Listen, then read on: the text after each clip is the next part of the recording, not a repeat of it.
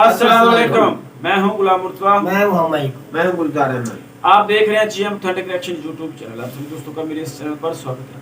अगर आप देखना चाहते हैं ऑथेंटिक रिएक्शन वीडियोस, मेरे इस चैनल को सब्सक्राइब करें। उम्मीद करता हूं कि तमाम दोस्त खैर ऑफिस से होंगे। दुआ है कि आप हमेशा खुश रहें, यूं ही हंसते मुस्कुराते रहें। आज हम जिस वीडियो पे रिएक्शन दे रहे हैं, वीडियो का टाइटल है India reject IMF request, Pakistani public reaction, shocking answers. तो ये है जी आज की हमारी वीडियो। तो चलिए सबसे पहले वीडियो देखते हैं, फिर देते हैं अपना ऑथेंटिक रिएक्शन। आप ऐसा करें, आप ये भी सर्च कीजिएगा, आपको पता लगेगा इंडिया में गाड़ियों की कीमत बहुत कम है। बहुत कम है। जो हम डिपॉजिट कीमत जमा करवाते हैं गाड़ी लेने के लिए, इतने की गाड़ी उधर से मिल जाती है। How it all started? Start ऐसे हुआ कि from the start of its inception, जब इंडिया बना था, इंडिया मार्ज वजूद में आया था, उस वक्त इंडिया को कुछ अच्छे लीडर्स मिल गए बैक टू बैक, ठीक है, जिसकी वजह से इंडिया के अंदर पॉलिटिकल स्टेबिलिटी आ तो गई। यार मेरा आपसे क्वेश्चन ये है कि रिसेंटली IMF ने रिक्वेस्ट की है इंडिया से। इंडिया ने जो अपने प्रोडक्ट पर बैन लगाई थी, जौन से शुगर, उसके बाद गंदम, उसके बाद ऑयल के ऊपर बैन लगाई, तो IMF ने रिक्वेस्ट की कि आप इस पर बैन ना लगाएं। जब आप इस पर बैन लगाएंगे, इंडिया एक बहुत बड़ा एक्सपोर्टर है जो दुनिया को चीज़ें फराहम करता है। जब भी इंडिया किसी चीज़ के ऊपर बैन लगाई तो उस चीज़ की कीमत आलमी मंडी में बढ़ जाती है। तो जो गरीब ममालिक हैं उनके लिए उन चीज़ों को खरीदना बहुत मुश्किल हो जाता है। तो क्या कहना चाहते हैं कि इंडिया इस कदर मुकाम पर पहुंचे जिसको IMF खुद रिक्वेस्ट कर रहा है, क्या कहना चाहेंगे इस बारे में? IMF ने बहुत अच्छा समझदारी का मुजाहरा किया है, इंडिया को जो रिक्वेस्ट किया है। देखें, वो भले ही हमारा दुश्मन मुल्क है, लेकिन उसने अपनी रेपुटेशन अच्छी की है सही बात है। और उसने अपनी वैल्यू बनाई है, अपनी वैल्यू बढ़ाई है। हमारे दरअसल ये हुआ कि हमारी सारी हुकूमतों ने इधर सारी चोरी चकारी की है। अब देखें, IMF का इतना कर्जा हमारे ऊपर है कि शायद हमारी एक नस्ल की सारी ज़िंदगी गुजर जाए शायद। Exactly. तो ये जो मकाम है, ये मकाम मिलने के लिए तकरीबन हमें 40-50 साल इंतज़ार करना पड़ेगा, जो कि इंडिया का ये दिन आज ही आ चुका है। IMF उनकी ये पहली दफ़ा ऐसा हुआ है कि इंडिया की वो मिन्नत करे एशिया में, वरना IMF एशिया को इतनी अहमियत नहीं देता था। नहीं देता, बिल्कुल। लेकिन बहरहाल ये उनके लिए बड़ी अच्छी बात है, उन्होंने अपनी वैल्यू बनाई है, रिस्पेक्ट बनाई है। बहरहाल हमारा सारा कसूर हमारी जो हुकूमतें जो लास्ट भी गुजरी हैं, जो मौजूदा भी हैं, अगर ये इतना सोचते तो शायद हमें IMF आज हमारी मिन्नतें कर रहा होता। एग्जैक्टली। देखिए ना, इतना कर्जा लिया हुआ, आप दुनिया कुछ समझती ही नहीं है। अभी नहीं रिक्वेस्ट कर रही है इंडिया को कि भाई आप इनको बैन ना करें। जी। इंडिया एक आलमी मंडी है। देखिए, पाकिस्तान के पास पानी भी बहुत ज्यादा कम है। जो अभी जितना पानी आता है इंडिया से गुजर के इंडिया आता है। से आता है, इंडिया ने अब डैम बना लिए हैं। डैम बनाने की वजह से हमारे पास पानी भी उस मिकदार में नहीं आता कि हम अपने कुछ ज़राअत बना सकें। जी ऐसा ही क्या है। ख्याल है? इंडिया जी बहुत समझदारी का मुजाहरा कर रहा है। उन्होंने एक नहीं, उन्होंने बेशुमार वो डैम बना रहे हैं। उनकी हर हुकूमत की पॉलिसी यही होती है कि वो अपना डैम बनाना जो है वो छोड़ते नहीं है, वो डैम बना रहे हैं। इस वजह से हम इंडिया के पानी की वजह से इसकी हम इंडिया के मोहताज हो गए हुए हैं। सही बात ये बड़ी बुरी बात है। आज आप दरिया रावी अपना देख लें, आप वो एक नाले की शक्ल इख्तियार कर गया हुआ है, सही बात बिल्कुल खुशक पड़ा हुआ है। सही बात तो वो दरिया की शक्ल, उसमें उसकी दरिया की वैल्यू रही नहीं है, हालांकि वो दरिया रावी है पाकिस्तान का। सही लेकिन बड़े अफसोस के साथ ये कहना पड़ रहा है, बस आज तक किसी हुकूमत ने ये सोचा नहीं, किया नहीं, हालांकि ये मुआहदे होने चाहिए थे। हमसाया मुल्क है, जैसा भी है, फिर नारा भी लगाते हैं, उनसे दोस्ती का भी कभी कभी नारा लगाते हैं अपने मतलब के लिए, लेकिन पाकिस्तान के लिए कोई कुछ नहीं करती है। सही बात है। जब से मोदी आया है, इंडिया का उसने रुख चेंज कर दिया। बिल्कुल ऐसा। वक्त बदल दिए, जज्बात बदल दिए वाला सीन हुआ पड़ा। हाँ जी, ऐसा ही, इतना को इंडिया को ऊपर लेके गया कि आप देख रहे हैं कि दुनिया में जितने भी बड़े इन्वेस्टर हैं, जी। एप्पल कंपनी जो सबसे बड़ी कंपनी है जी। इंडिया में जा रही, टेस्ला इलेक्ट्रिक गाड़ियां बनाती है, वो कंपनी भी इंडिया जा रही है। जी, उसके ऐसा ही। बाद अब बड़े बड़े मोबाइलों की मैन्युफैक्चर सब कुछ इंडिया में हो रहा आप इंडिया में, आप ऐसा करें, आप ये भी सर्च कीजिएगा, आपको पता लगेगा इंडिया में गाड़ियों की कीमत बहुत कम है। बहुत कम है। जो हम डिपॉजिट कीमत जमा करवाते हैं गाड़ी लेने के लिए, इतने की गाड़ी उधर से मिल जाती है इंडिया में। 3 लाख रुपए की गाड़ी मिल जाती 3 लाख रुपए की गाड़ी है। है, वहाँ पर ये वहाँ के 3 लाख यहाँ पर करेंगे 18-20 लाख रुपए बनते हैं। बिल्कुल ऐसा ही है जी। वहाँ पे गाड़ी लेना भी आसान है। मोदी ने बहुत अच्छे काम किए, जैसा भी है वो देखे, मुस्लिम दुश्मन है, लेकिन बात यह है कि उसने इकदाम अच्छे किए। बिल्कुल। जो अपने घर के लिए इकदाम अच्छा करता है, अच्छा वही होता है। यहाँ हमारे अपने घर के लिए इकदाम अच्छे नहीं करते, मेहनत नहीं करते, हमारा नहीं सोचते, सिर्फ अपना सोचते हैं, इसलिए हमारे बुरे हैं, चाहे ये मुस्लिम क्यों नहीं है, हमारे लिए ये बुरे हैं। बहुत शुक्रिया सर, बहुत अच्छा लगा, बहुत जबरदस्त बात की आपने। जी, सबसे पहले तो हमें अगर किसी भी इवेंट को देखना है ना, तो उसके लिए हमें उसकी बैकग्राउंड में जाना पड़ता है कि जनाब हाउ इट ऑल स्टार्टेड।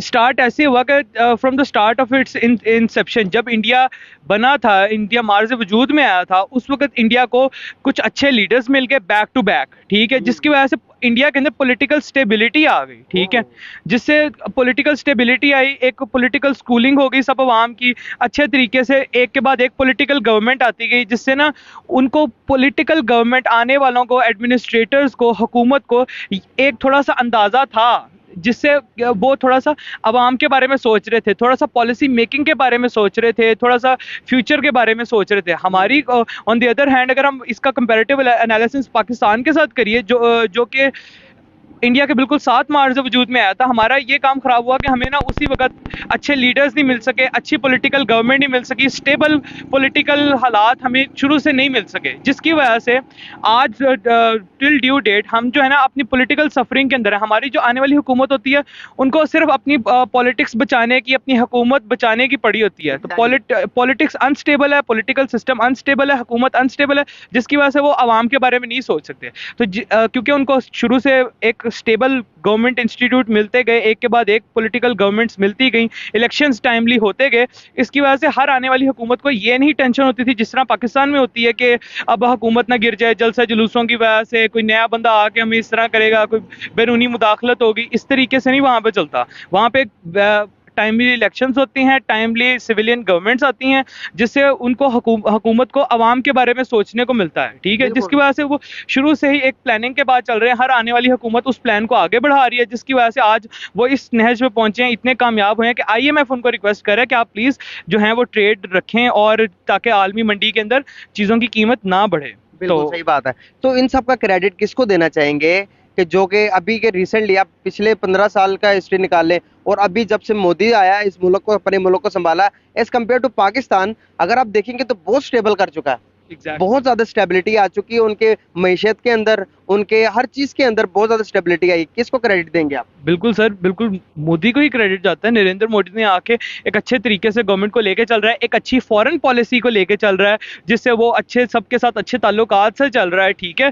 तो इसी वजह से नरेंद्र मोदी की इन्हीं पॉलिसीज़ की वजह से, अपार्ट फ्रॉम द जो वो मुसलमानों पर जुल्म हो रहा है और एक जो है ना उसको एक सेकुलर, एक सो कॉल्ड सेकुलर इंडिया बना हुआ है, वो उन चीज़ों को अगर हम साइड पे भी रख दें, वो अपनी गवर्नमेंट के लिए फॉर द होल कंट्री तो वो एक अच्छे लीडर ही है ना, जो कि हुकूमत को स्ट्रेंथन भी कर रहे हैं और सबको साथ लेके चल रहे हैं, और आने वाले वक्त के लिए एक अच्छी फॉरेन पॉलिसी की वजह से सिर्फ, और एक स्टेबल गवर्नमेंट की वजह से नरेंद्र मोदी जो हैं वो अच्छे तरीके से मुल्क को तरक्की करवा रहे हैं, और इसका क्रेडिट जाहिर है नरेंद्र मोदी को ही जाता है। बिल्कुल सही बात है। तो पाकिस्तान को स्टेबल होने के लिए क्या चीजें जरूरत है? अभी आप पाकिस्तान के इन फ्यूचर, अभी मुस्तकबिल में क्या हालात देख रहे हैं पाकिस्तान के?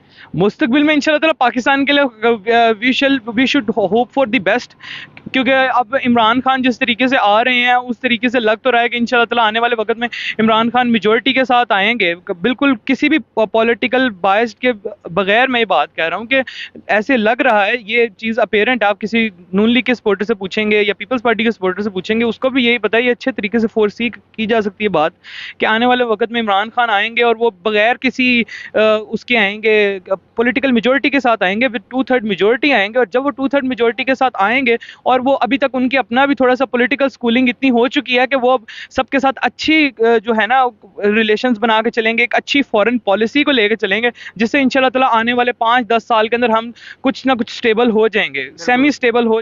जबरदस्त। चौधरी साहब, मेरा आपसे क्वेश्चन ये है कि रिसेंटली IMF ने इंडिया को रिक्वेस्ट की है कि आपने जो अपने मतलब के प्रोडक्ट जो कि एक्सपोर्ट करते हैं, जैसे कि घी, जैसे कि गंदम और उसके बाद शुगर, अभी शुगर पे भी इंडिया ने बैन लगाई, तो IMF ने रिक्वेस्ट की है कि आप अपने प्रोडक्ट्स में बैन ना लगाएं। अगर आप बैन लगाते हैं तो आलमी मंडी में इन चीज़ों की प्राइस अप हो जाती है। जब अप होती है तो जो गरीब जो ममालिक हैं, जो गरीब ममालिक है, वो चीज़ों को बाय नहीं कर पाते हैं। क्या कहना चाहते हैं कि इंडिया कितना अहम हो गया दुनिया के लिए और एशिया के लिए कि IMF खुद रिक्वेस्ट कर रहा है उससे कि आप अपने चीज़ों पर बैन ना करें?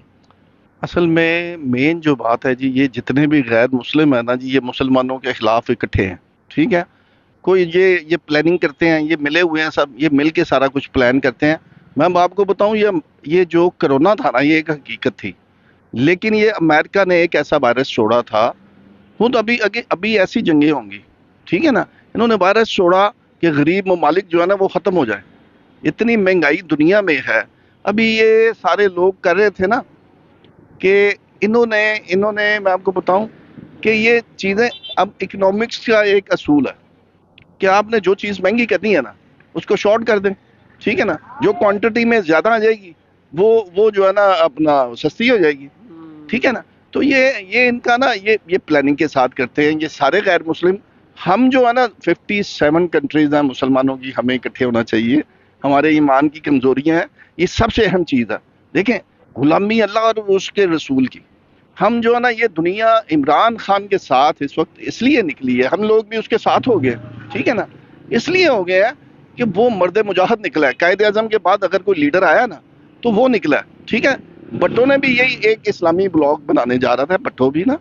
तो जब उसको इन्होंने पकड़ा, अमेरिका के कहने पे इन्होंने जब पकड़ा उसको, अवाम नहीं निकली। उसके बाद इन्होंने जब उसको यदि हैंग किया तब भी दुनिया नहीं निकली, ठीक है। इमरान खान के पीछे अब दुनिया जाग गई है, पढ़े लिखे लोग हैं। आप जैसे पढ़े लिखे लोगों ने इमरान खान को, बेसिकली यूथ को इमरान खान ने उठाया, इमरान खान को यूथ ने उठाया। उन्होंने महसूस किया है कि यार ये पाकिस्तान में 40 साल से हो क्या रहा है। बेसिकली दो चीजें होती हैं जो मुल्क के ऊपर उठाती हैं, एक करप्शन है जो ना हो, और दूसरा इंसाफ है।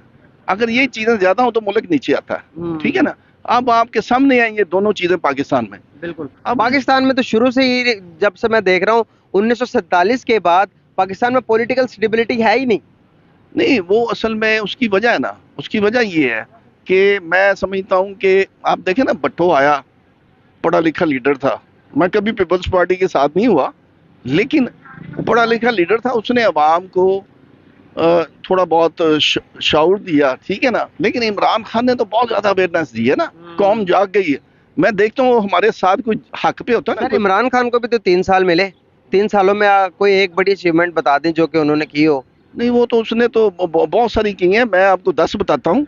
लेकिन ये 40 साल का गाना, आपने एक अर्तगल ड्रामा देखा है? जी देखा ना, 1200 कितने में वहां पे उस हमारे जो बड़े थे ना, वो बड़े अच्छे लोग थे, ठीक है। उनसे, उनके जो बड़े थे उनसे भी अच्छे थे। बिल्कुल सही बात है। अब ये बताएं, अभी जो हालात चल रहा है, हर बंदा 2 नंबर हो गया, करप्ट हो गया, ठीक है ना।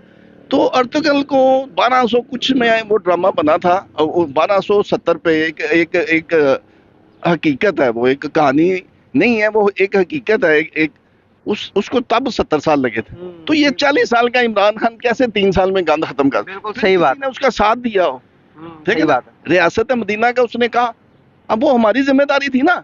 अब मैं हूं ना, मैं कहता हूं मैं ठीक हूं, बाकी सारे गलत हैं। हमें सबको अपने आप को बदलना पड़ेगा। बिल्कुल सही कह रहे हैं सर, बिल्कुल। बहुत शुक्रिया सर, हमें सबको बदलना पड़ेगा। सर ने ये मैसेज दिया लास्ट पे, हम सबको अपने अंदर तब्दीली लाने की जरूरत है। बहुत शुक्रिया सर, बहुत अच्छा लगा आपसे बात करके, आपका मैसेज भी बहुत अच्छा लगा, शुक्रिया। हाँ तो डॉक्टर साहब जी भाई, क्या कहेंगे आप इसके ऊपर? बात ये है कि जो ये एंड वाले भाई हैं, इन्होंने काफ़ी अच्छी बातें की हैं। तो एक दो बातों पर मैं ये इतराज़ भी करूँगा, लेकिन असल में बात ये है ना कि जो बंदा, हर बंदा जो है ना, वो अगर कोशिश करे, अपनी अपनी जिम्मेदारी जो है ना वो निभाने की कोशिश करे, जो उसके जिम्मा चीज़ है वो उसको निभाए, तो हमारा मुल्क ठीक हो सकता है।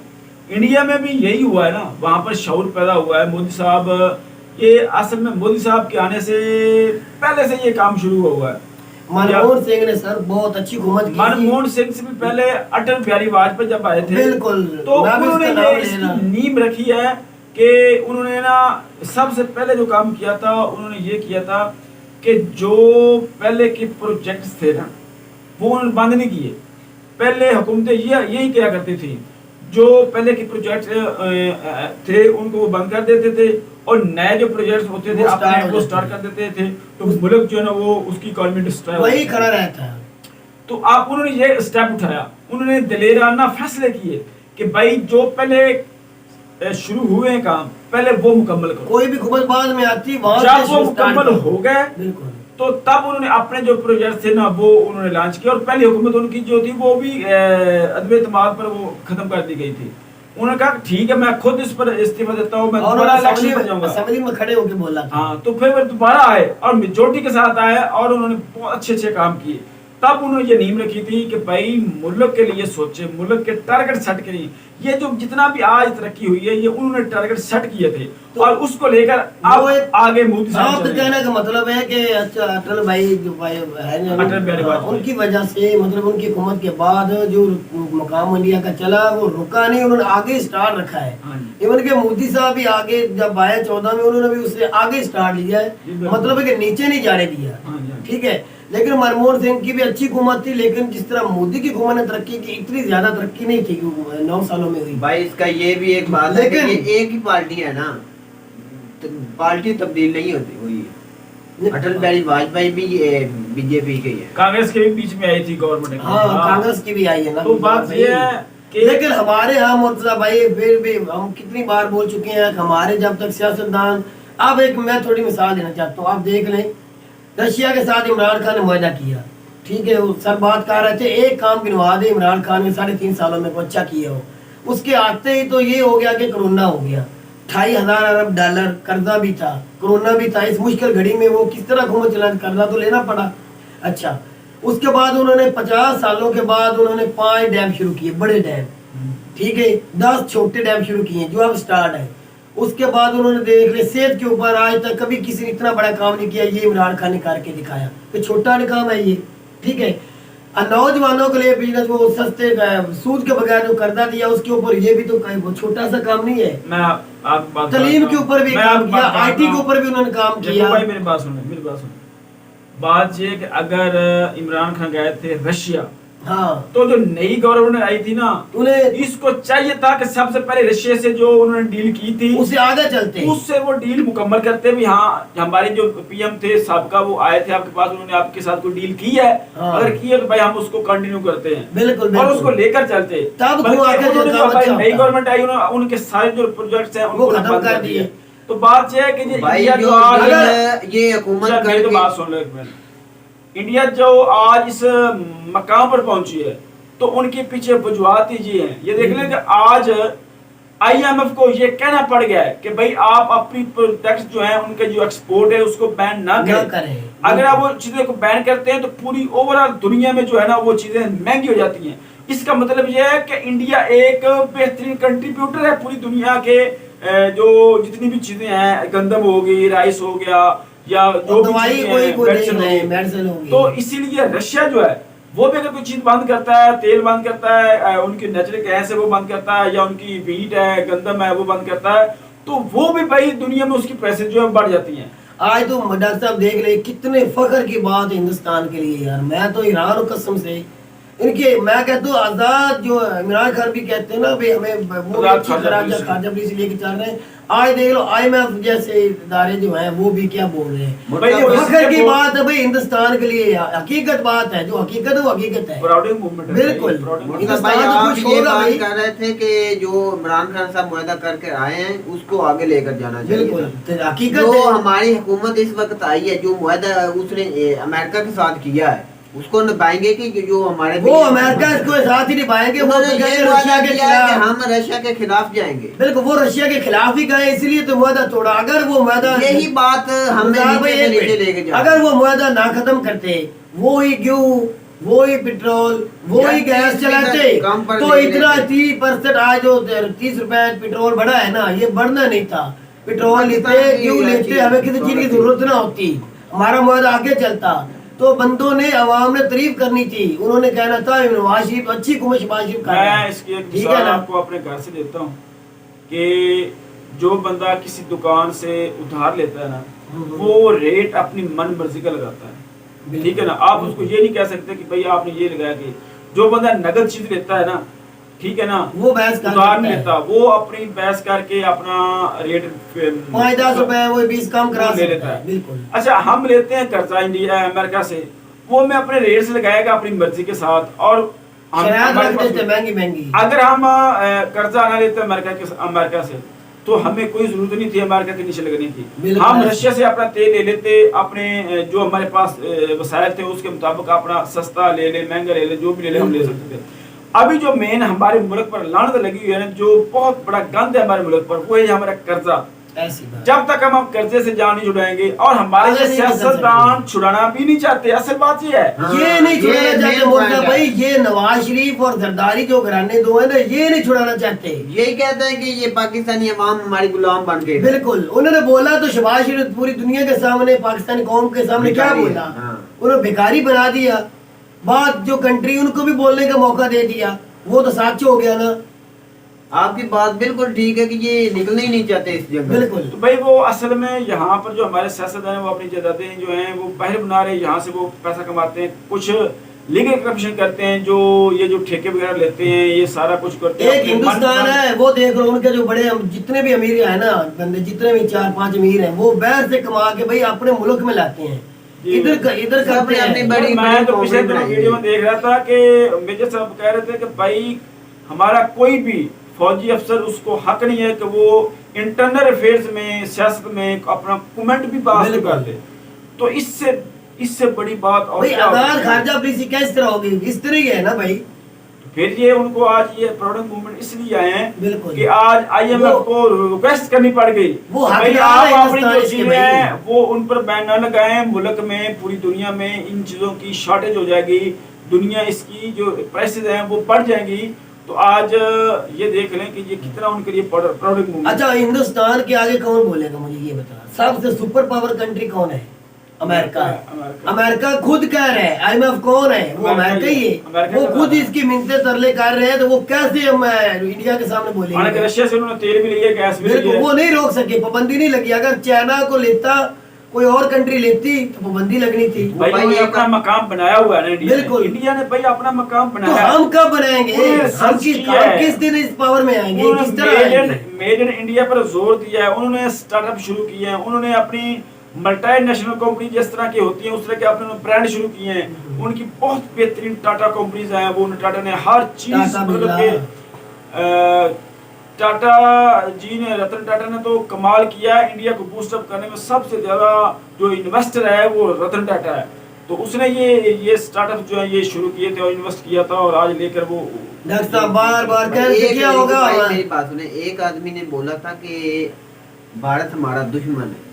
ये हमारे ज़हन में क्यों नहीं बात निकलती कि हमारा भारत हमारा किस तरह दुश्मन है कि इंडिया से नहीं, हमारे कोई ताल्लुक- ऐसी बच्चा ये ऐसी देख, तो अब बात चाइना नहीं, और कोई इंडिया की भी तो मतलब। दुश्मनी है ना, झड़पें हो रही है ना। अब हमें देख रहे हैं इंडिया अपने चाइना के ये साथ ज़हन तजारत कर रहा है, तब्दील चाइना करना इंडिया के चाहिए। साथ कर रहा है। हमें इंडिया को दुश्मन नहीं मानना चाहिए। बिल्कुल, तजारत करनी चाहिए, इंडिया के साथ अच्छे तल्लुकात रखने चाहिए, अपनी कंट्री के लिए, अपनी भाई, कौम के लिए, अपनी इकोनॉमी के पाकिस्तानी लिए। अवाम का भी अपनी ज़हन खुन्नस तब्दील होना रखें, अपनी चाहिए खुन्नस कि- भी रखें। लेकिन इंडिया और चाइना की जिस तरह अपना बिजनेस कर रहे दोनों कंट्री आपस में, अपनी खुन्नस भी रखी। इसी भाई तरह भाई खुन्नस हमें भी खत्म करनी चाहिए ना, अवाम को भी नहीं। खत्म करनी चाहिए। हमें नहीं, दुश्मन बात नहीं सुने, इंडिया को बात मानना को ना कोई चाहिए। तो होती रहती, झड़प आए दिन होती नहीं चाइना की और इंडिया वो की। झड़प खत्म होनी चाहिए। खत्म तो हम कहते होनी चाहिए, लेकिन वो इतना जल्दी नहीं हो सकती। लेकिन तजारत तो खत्म नहीं करनी चाहिए जिस तरह हमारे यहाँ खत्म की गई है। अगर हमें बाहर की दुनिया से, हिंदुस्तान से कुछ लेना हो ना, तो हम आसानी से ले गए भाई। वो खान साहब ने बंद की थी ना तिजारत। कि वो ही तो मैं कह रहा हूँ, खान साहब को भी चाहिए हिंदुस्तान के साथ अच्छे ताल्लुकात रखने चाहिए। जैसे डायलॉग किए ना इस्लामोफोबिया पर आलमी अदालत में, वहाँ पर इमरान खान साहब ने, इसी तरह इन चीज़ों पर भी डिस्कशन जो थी, वो डिस्कशन पर ये मामला जो है ना हल करने चाहिए थे। बिल्कुल। तो नेगोशिएशन होती तो ये बेहतर हो जाते। तो चलिए जी, उम्मीद करते हैं कि ये हमारे हालात भी ठीक होंगे इंशाल्लाह, उम्मीद है हमारी भी इंशाल्लाह। IMF हमें भी कहेगा कि आप हमारे अपने जो प्रोडक्ट्स हैं वो इंशाल्लाह गुलजार, हंसने की कोई बात नहीं। तो भाई यही थी इंशाल्लाह, आज की अल्लाह हमारी चाहे तो वीडियो। क्यों नहीं। तो इंडिया के लिए ये प्रोडक्ट मूवमेंट है, विश ऑफ बिल्कुल। इंडिया। खुशी की बात है भाई। यही थी आज की हमारी वीडियो। उम्मीद करता हूँ कि आपको हमारी वीडियो पसंद आएगी। वीडियो पसंद है तो वीडियो को लाइक करें, शेयर करें, हमारे चैनल को सब्सक्राइब कर दें। मिलते हैं अगली वीडियो में किसी नए टॉपिक के साथ। तब तक दीजिए इजाजत। अल्लाह हाफ़िज़।